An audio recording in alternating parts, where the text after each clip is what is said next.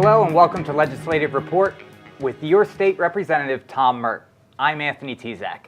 As we begin the new year, we begin another legislative session for the oldest elected legislature in the country. Joining me today is State Representative Tom Murt. Representative, welcome. Hi, Anthony. Great to be here.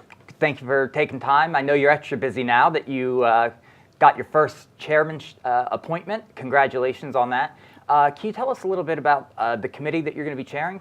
I have been asked to chair the Aging and Adult Services Committee in the House of Representatives, and I'm looking forward to that. 25% of the population in our Commonwealth are senior citizens, so this is a very important committee that considers very relevant and very critically important legislation.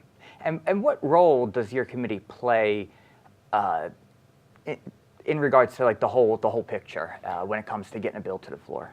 Any piece of legislation that has a connection to aging and adult services is going to be referred to our committee.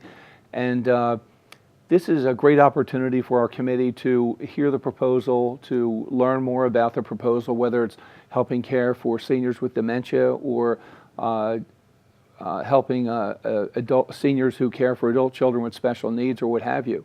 And we review the proposal. Sometimes it has to be amended. Sometimes it has to be cleaned up a little bit through an amendment in the committee, and then it goes on to the full House for consideration.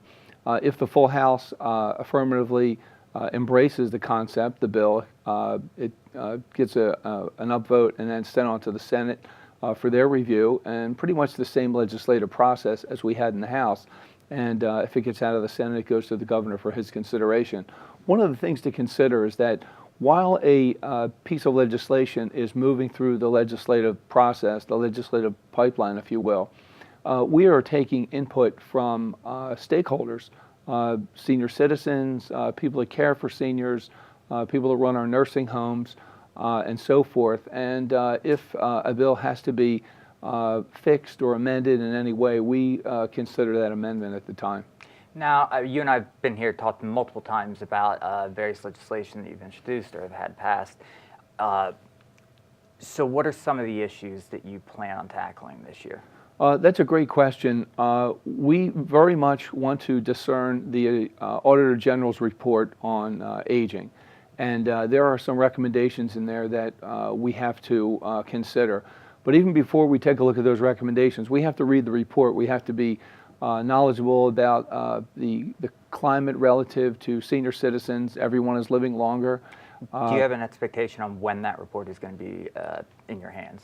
We actually have a draft of the report right now. And as I said, we're reading that over and discerning it, and certainly going to pay extra attention to the recommendations. Some of the recommendations might manifest themselves in legislation that needs to be introduced and go through the legislature. In addition to that, we are very concerned about nursing homes in Pennsylvania and the availability of nursing care. And we want our nursing homes to be safe. We want them to be of high quality. We want our seniors cared for with dignity and respect. And that is an issue that we will be looking at. As an alternative to nursing homes, many seniors want to stay in their home. And homebound care is also something we'll be looking at. And I also want to mention that there are many seniors in Pennsylvania, some 90 years old or older, that care at home for an adult child with special needs. And the parents are struggling with age-related issues themselves, and they're caring for an adult child with special needs that has to cope with their disability, as well as maybe struggling with some age-related issues themselves. And this is a topic that we will be reviewing and embracing with the Human Services Committee. We've already spoken to him about some joint hearings and some testimony that we want to consider. Now, we know every time we start a new legislative year, the one issue that just seems to be constant is the budget.